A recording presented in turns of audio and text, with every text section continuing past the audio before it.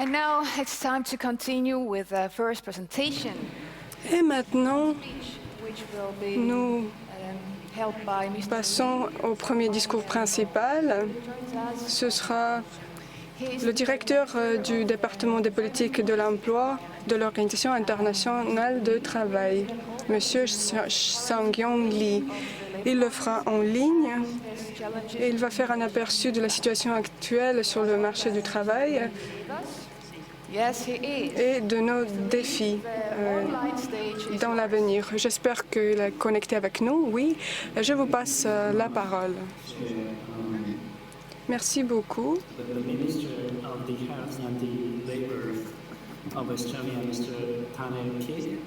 Merci, Monsieur le ministre de la Santé et du Travail d'Estonie, Monsieur Tanel Kiik, et également au directeur général de Töötukassa estonienne, Monsieur Meelis Paavel. Et merci à Monsieur Ašik, le nouveau président de l'ANSEP. Bonjour à tous les participants, mesdames et messieurs. Au nom de l'OIT, je voudrais vous féliciter et féliciter Monsieur Ašik pour le fait qu'il est élu à la tête du conseil d'administration en tant que président de l'ANSEP. Cela signifie que les membres vous font confiance et veulent que vous continuez ce travail. Nous avons coopéré avec l'ANSEP et nous continuerons ce travail avec votre aide. Je remercie les organisateurs de m'avoir invité et je vais parler des sujets très actuels pour les SPE. Donc, je voudrais montrer les slides. Merci. Mon intervention comprend trois parties. Tout d'abord, nous analyserons comment la pandémie a-t-elle affecté le monde du travail. Nous allons discuter de la crise ukrainienne. Nous allons voir quels changements ont été déjà apportés. Ensuite, je voudrais faire un plus large aperçu de ce qui devrait être entrepris. Et à la fin, nous allons nous focaliser sur les SPE et nous allons voir quels services seront nécessaires et quelles mesures sont pertinentes. Donc, c'est l'année 2020, le début de la pandémie. Cela a bouleversé le monde, bien sûr. Nous pouvons dire que, premièrement, cela a eu un impact dévastateur. Cette pandémie a créé un impact économique le plus grand après la grande récession dans l'année 2008. Nous avons perdu plus de 200 millions d'emplois en équivalent temps plein. Ceux qui ont gardé leur emploi, leur revenu a quand même changé et le caractère de leur travail a également changé. Qu'est-ce qui est également important? Une grande partie de ces pertes du marché du travail, les 71% de personnes ne sont pas devenus chômeurs, mais ils sont devenus inactifs sur le marché du travail. En ce qui concerne les indicateurs du chômage, ils ne reflètent pas de la meilleure façon l'ampleur de l'impact de la pandémie sur le marché du travail. Deuxièmement, ce sont les impacts disproportionnés, c'est-à-dire que les jeunes, les femmes, les travailleurs non qualifiés ont été impactés plus. En même temps,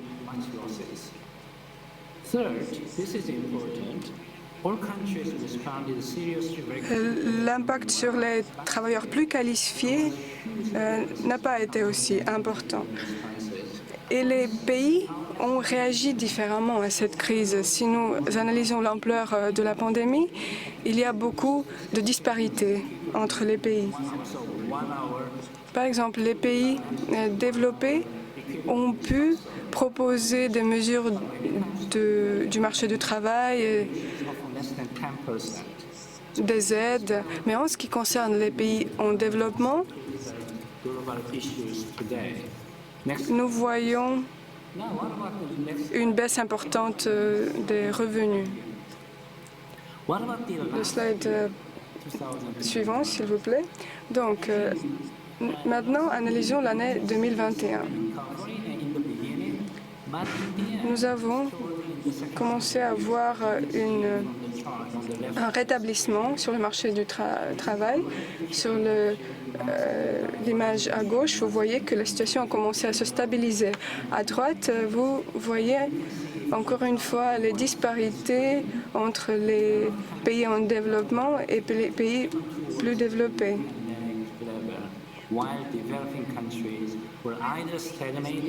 Dans les pays développés, nous avons presque atteint le niveau pré-pandémique, mais dans les pays en développement, la situation est beaucoup plus compliquée. Nous voyons une baisse supplémentaire. Donc ce rétablissement n'a pas été très rapide et nous avons aussi eu des grandes disparités entre les régions différentes du monde. En ce qui concerne 2022, nous ne sommes pas non plus très positifs parce que nous avons des difficultés économiques, financières et la crise ukrainienne a eu un impact majeur sur ces difficultés. Donc, qu'est-ce qui s'est passé? Les facteurs sont très différents, mais je voudrais souligner quelques-uns. Premièrement, le rythme de rétablissement des pays est différent et cela est lié à l'accès aux vaccins. Ces dernières années, les vaccins nous ont aidés à surmonter cette crise, mais de l'autre côté, ils ont fracturé le monde. Plusieurs pays ont des difficultés à avoir les vaccins et le travail reste limité dans plusieurs régions du monde.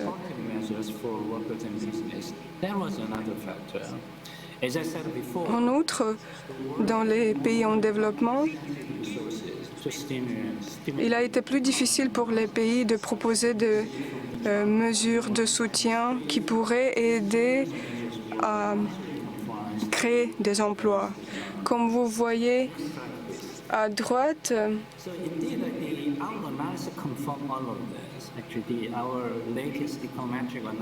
il y a des grandes différences entre les pays.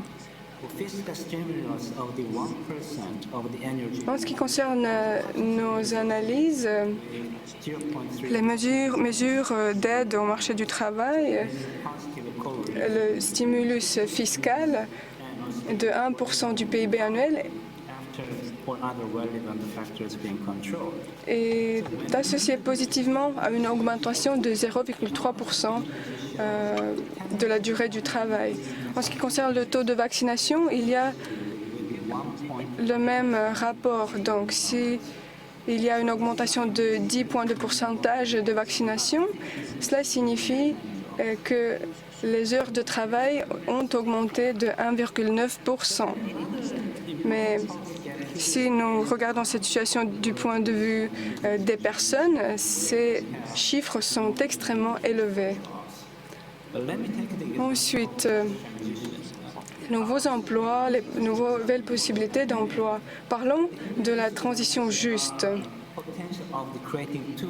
Si nous analysons la situation pré-pandémique,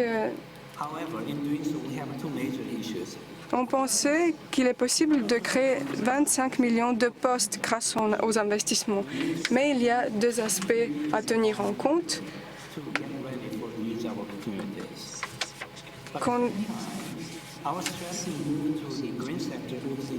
Si nous commençons à créer ces postes, il faut 20 millions de personnes qui aident ces personnes à accéder à ces postes. Donc, maintenant, il faut leur proposer ces nouvelles possibilités. Et ici, il est extrêmement important de comprendre le rôle crucial des SPE. Alors, passons au sujet suivant, la protection sociale. Comme vous pouvez imaginer, la pandémie, comme d'autres crises, ont constitué un rappel très important pour comprendre à quel point nous avons besoin de la protection sociale. Il y a toujours des groupes de population qui restent en dehors de ce cercle de protection sociale. 14,4 milliards de personnes. Donc il faut absolument combler cette lacune. Donc la protection sociale doit être élargie et pour cela nous avons besoin d'1,2 trillion de dollars américains. Bien sûr, il faut mettre en place des programmes de protection sociale pour couvrir un maximum de personnes. Je pense qu'il n'est pas nécessaire d'expliquer aux participants au Congrès quelles sont les possibilités offertes par les SPE. Vous en êtes au courant. Nous avons dû mettre en œuvre des changements très rapidement. Nous avons dû garantir une transition à une nouvelle façon de faire les choses. Nous avons dû fournir des services d'une façon tout à fait nouvelle. Nous avons dû changer également le contenu de ces mêmes services, mais en même temps, il faut garantir un vrai lien de notre travail avec la situation sur le marché de l'emploi. Nous devons être capables d'offrir nos services de façon à garantir également un sentiment de sécurité aux personnes, notamment dans un contexte de crise. Donc il reste à savoir, sommes-nous capables de nous adapter, sommes-nous capables de faire des prévisions d'avenir? Les solutions technologiques dans le domaine de Covid-19 ont constitué un grand pas vers l'avant. Il y a des compétences qui sont maintenant nécessaires, qui ne l'étaient pas avant.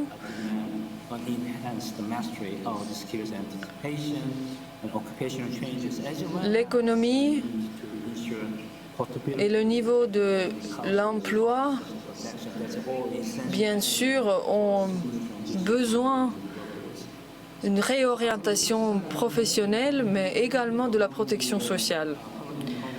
Donc, en pensant à l'année 2022, il y a des points très importants, très intéressants. Notre enquête a montré que les SPE finalement ont trouvé une façon de se servir des moyens technologiques à leur avantage. La conception des services a été modifiée, la façon de fournir des services a également été modifiée. Dans les pays en développement, il reste encore beaucoup de travail à faire pour rattraper ces développements technologiques. Donc une grande majorité des SPE ont commencé à utiliser 48% des SPE ont commencé à utiliser des services numériques et 52% ont commencé à utiliser une sorte de mode hybride, 20% mais utilisaient au début de cette année encore une façon de travailler en personne. Bien sûr, le développement technologique est important, mais ceci correspond au niveau de développement de chaque pays. Nous avons besoin ici de développer des infrastructures, mais l'utilisation des technologies dépend également de la culture de chaque pays.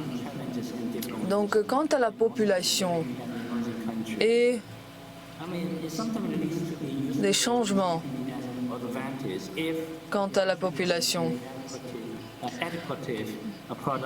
si un État est capable de créer des emplois qui correspondent au changement démocratique de la société, de la société, cet État est en quelque sorte dans une position d'avantage.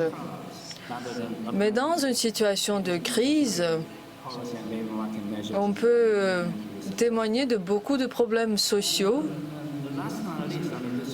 Bien sûr, il y a beaucoup plus de travail pour les SPE dans une situation de crise. Le marché de l'emploi est de plus en plus vulnérable aux différentes crises ainsi que d'autres changements qui surviennent dans le monde. Donc, le dialogue social a une importance croissante. D'un autre côté, bien sûr, le dialogue social est toujours compliqué. D'avoir un bon dialogue social n'est jamais facile. Donc actuellement, on peut dire que les pays sont en train de se consacrer sur des problèmes extraordinaires. Alors, comment pourrait-on renforcer les services que nous fournissons dans les pays ravagés par les crises qui ont impacté énormément la vie de ses habitants? Le rôle principal des SPE est de trouver des mesures actives de marché de l'emploi. Ici, nous avons plusieurs aspects importants. Il faut développer de très fortes mesures actives de marché de l'emploi. Il faut qu'il y ait un lien direct avec le marché de l'emploi. Il faut garantir le rétablissement de l'économie. Ensuite, bien sûr, les allocations de chômage ont une importance, mais il faut qu'ils aient un lien avec les autres services fournis. Il faut garantir des opportunités pour des personnes ayant un salaire bas ou ceux qui travaillent à temps partiel, par exemple. Il faut essayer d'intégrer sur le marché du travail également d'autres chômeurs. Il faut des mesures fortes de protection sociale qui correspondent à la situation actuelle.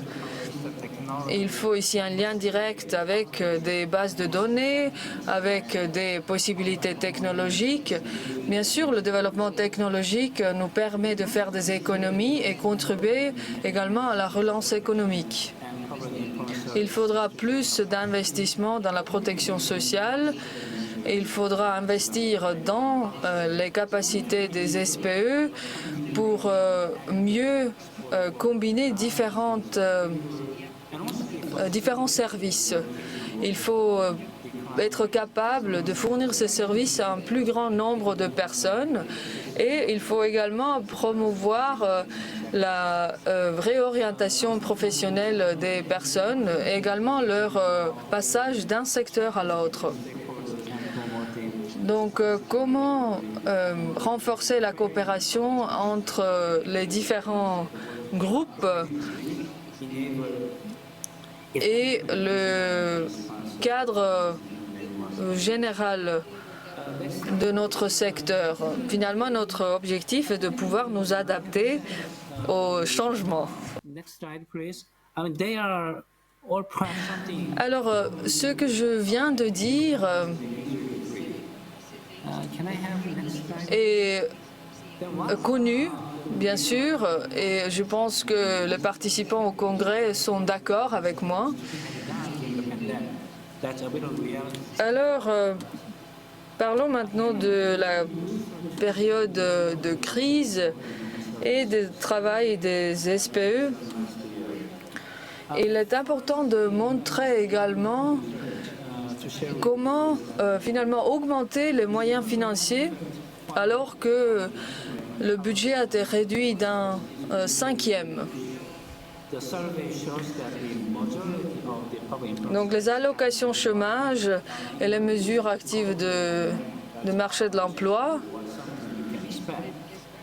restent bien sûr dans la compétence de différents ministres.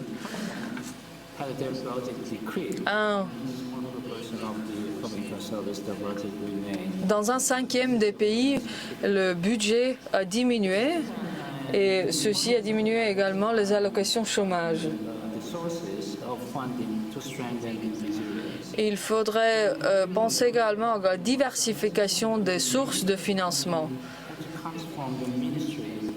Dans de nombreux SPE, la principale ressource de financement vient directement des ministères. Donc c'est une situation très vulnérable par rapport à la politique fiscale plus large. Je pense que nous avons besoin d'innovation. Toutes sortes de paquets de relance sont bien sûr bienvenus. Proposer des services intégrés est la façon de continuer la plus efficace.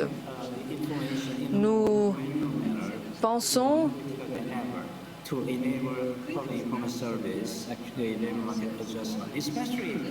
que les SPE doivent avoir la possibilité de s'adapter à la situation sur le marché de l'emploi. Il y a des secteurs qui diminuent, il y a des secteurs qui s'élargissent, il y a des compétences dont nous avons maintenant besoin moins et d'autres plus. Alors, notre enquête montre que le rôle des SPE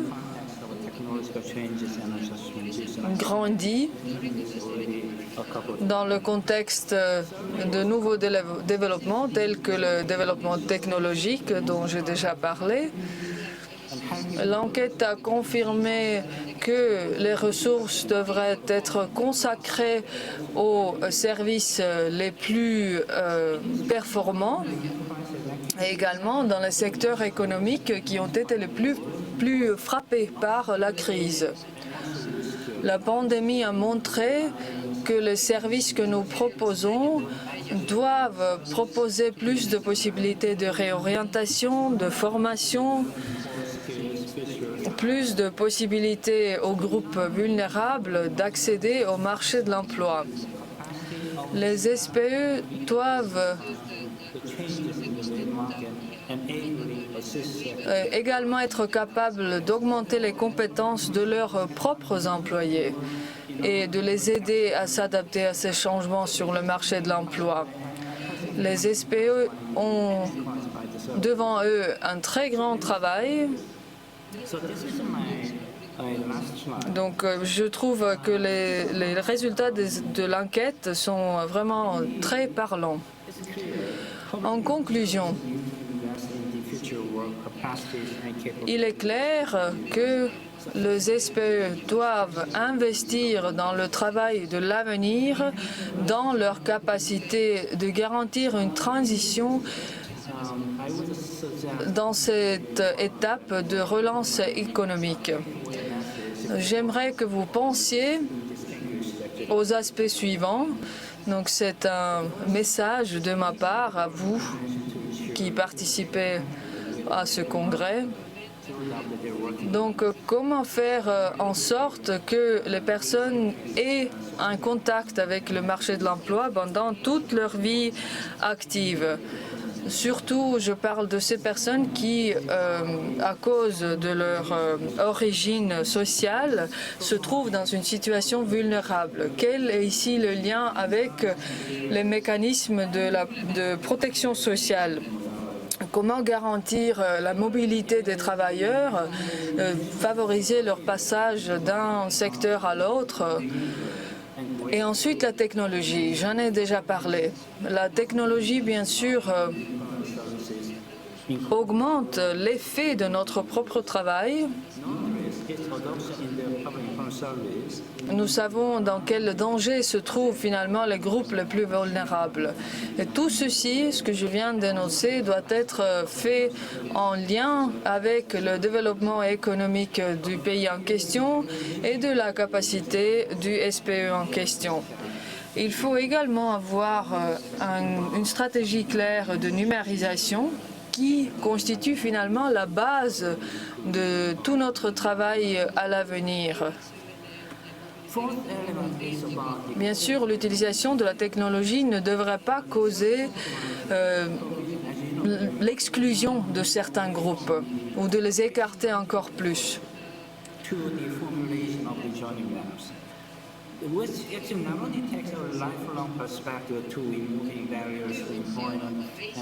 Donc,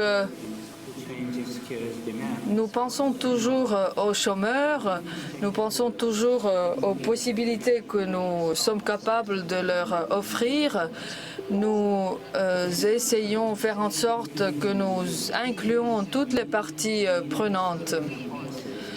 Alors finalement, il faudra augmenter également notre résilience. Il faudrait des politiques assez souples pour s'adapter à de situations nouvelles. Ici, je pense aux groupes à risque, par exemple. Il faut permettre aux personnes de se déplacer à l'intérieur du marché du travail selon les différents développements. Un dialogue social efficace est mon dernier point, est très important. Le dialogue social est une grande aide pour nous. Cela permet d'inclure les bénéficiaires des allocations. Donc, c'est ce que je voulais dire aujourd'hui. Je vous remercie de votre attention et je reste dans l'attente de vos commentaires et vos questions. Je passe la parole à la modératrice. Lee, and now it's time for a question. So, if you'd like to ask... Merci beaucoup. Maintenant, c'est l'heure des questions. Si vous voulez poser une question, levez la main et nous allons vous donner le micro. This is once in a lifetime opportunity. C'est une très rare possibilité, donc profitez-en.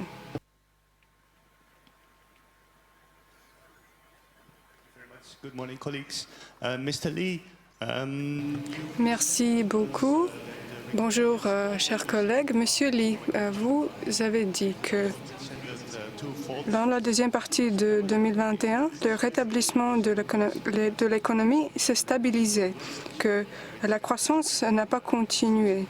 Donc, peut-être vous pouvez nous dire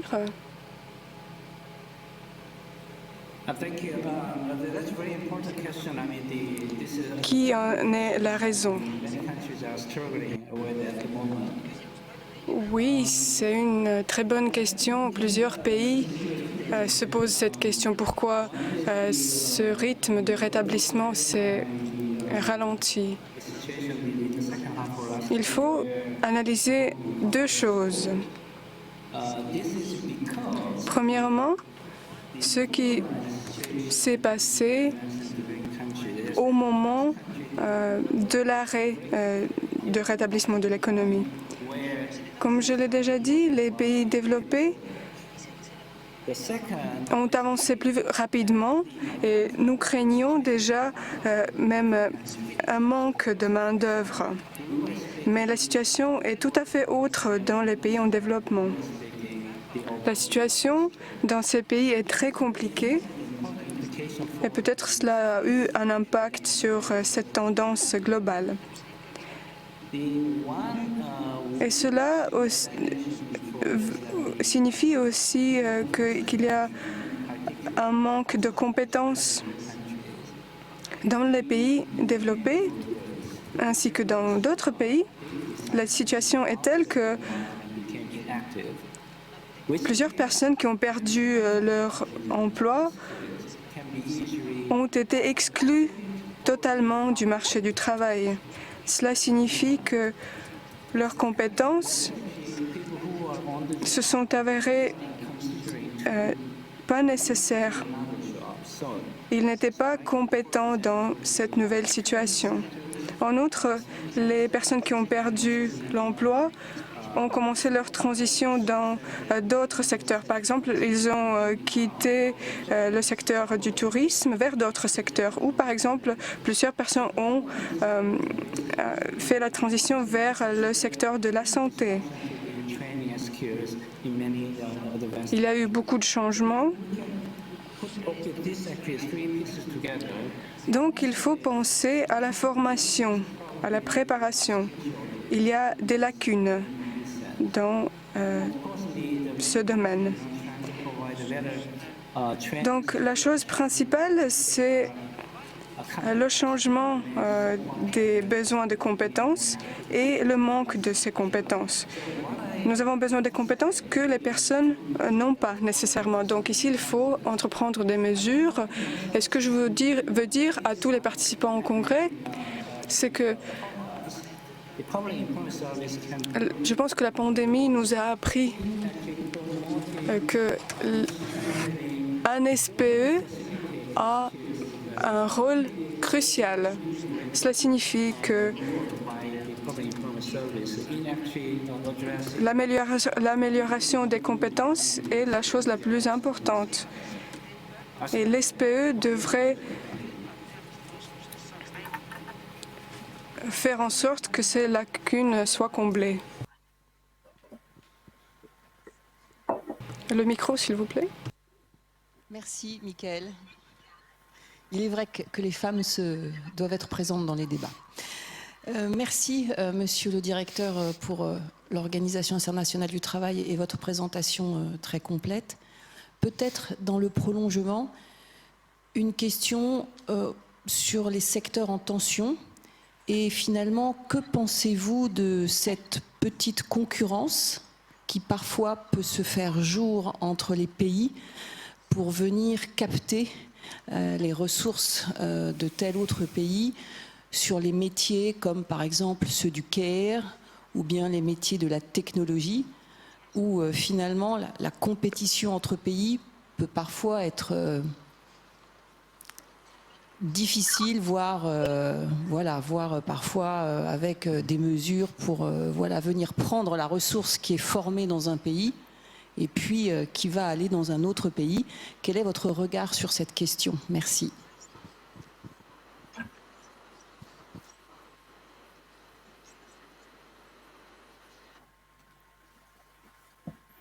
Thank you so much. That's again very, very important. The question. Merci pour cette question très importante.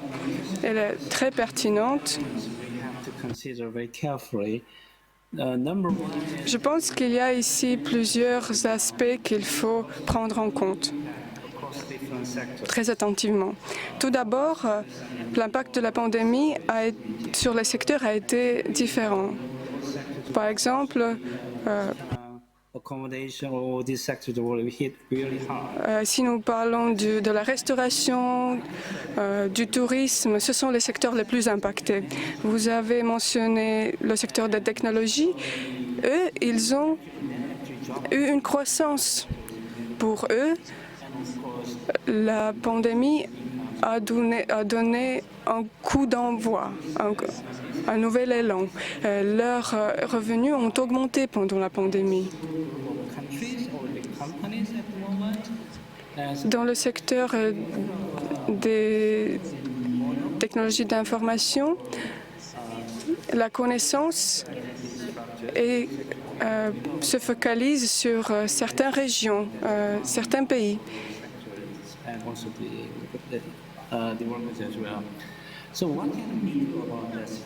Donc, qu'est-ce que nous pouvons faire dans cette situation? Premièrement, En ce qui concerne les secteurs impactés,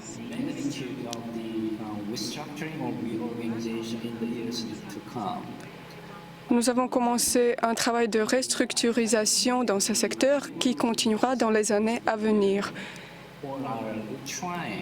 Nous avons commencé ce travail de réorganisation. Je ne sais pas très précisément si on quitte ces secteurs pour trouver de nouvelles possibilités d'emploi.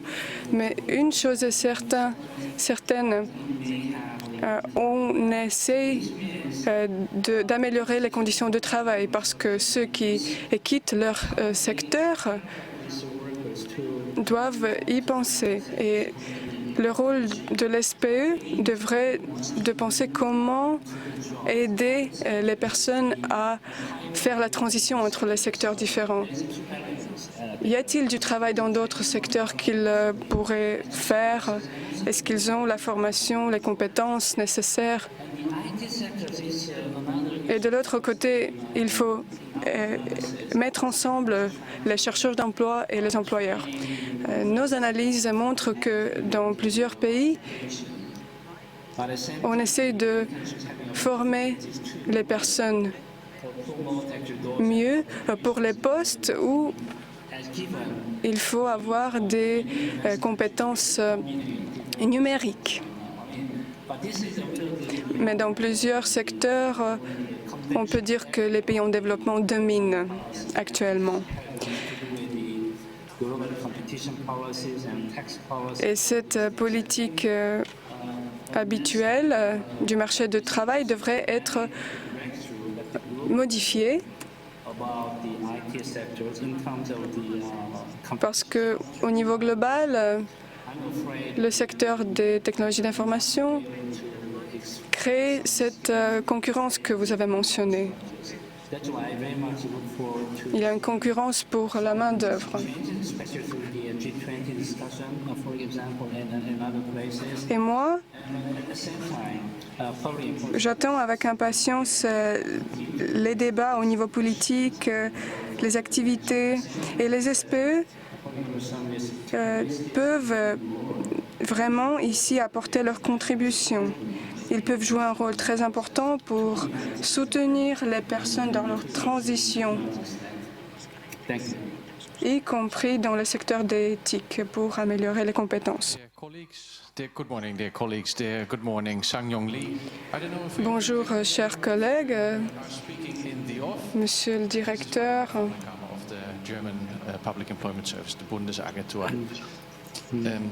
Je viens d'Allemagne, je m'appelle Michael, on se connaît.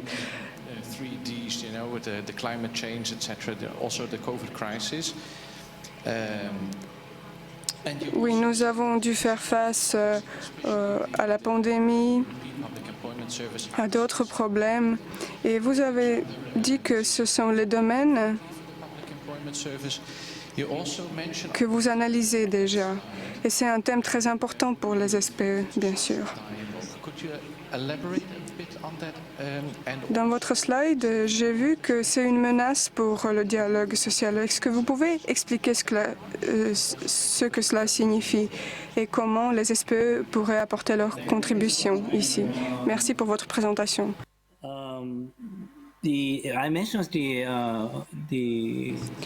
Merci pour cette question, Michael. Normalement, l'OIT parle de la transition juste, de l'adaptation pour que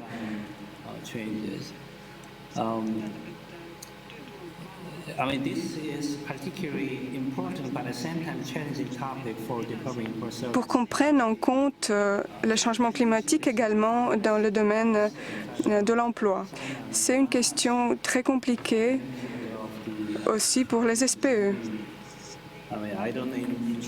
Parce que ces changements qui ont lieu, je ne parle pas précisément de l'Allemagne, mais en général, ils sont de très grande ampleur avec des conséquences très importantes.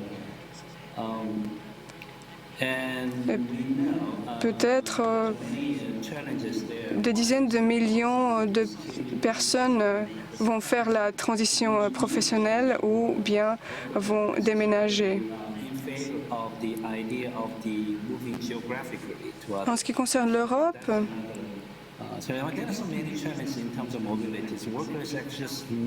les personnes se déplacent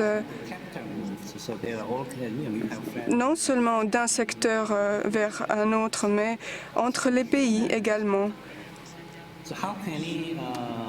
Le capital circule, les personnes circulent. Si une personne fait le déplacement, c'est sa famille qui le suit également.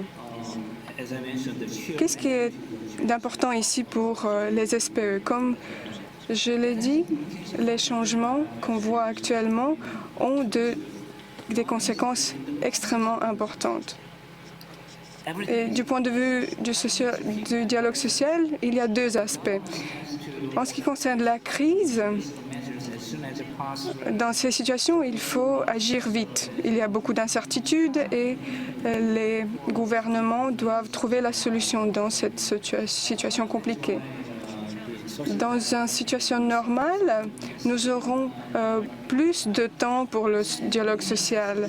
Mais au moment de crise, nous n'avons pas le temps de le faire. Mais on ne peut pas vraiment délaisser ce domaine. Donc il y a une urgence avec laquelle il faut traiter les questions et cela laisse de côté les questions stratégiques. Et nous avons aussi des questions structurelles. Si on parle de la transition verte, de la transition juste, les gens passent d'un secteur à un autre. Il y a cette transition, ce qui signifie qu'il peut y avoir des tensions entre les syndicats et les employeurs. On change de secteur et les principes dans ces secteurs sont différents. Les points de vue des syndicats, le rôle des syndicats sont différents. Et entre les ministères, on ne voit pas cette unanimité. Par exemple, on a un ministère de l'Environnement, un ministère du Travail, d'autres ministères. Ils ont des approches très différentes. Donc, compte tenu de tout cela, si nous voulons un dialogue social efficace, c'est très compliqué et les crises aggravent la situation. Les partenaires sociaux pourraient aussi penser de manière plus stratégique comment organiser cette transition de leur point de vue. C'est une question compliquée. Il y a beaucoup de changements et beaucoup de facteurs externes. Mais moi, je suis certain qu'avec le temps, les gouvernements, les partenaires sociaux trouveront les moyens parce que nous n'avons pas d'autres possibilités. Merci. Merci, Monsieur Lee. Malheureusement, nous ne pouvons pas prendre plus de questions parce que maintenant c'est l'heure de la pause de café. On reprend à 11h15. Pendant la pause, vous pouvez aussi visiter le carrefour, la zone Expo. Les produits de plusieurs entreprises y sont présentés. Merci.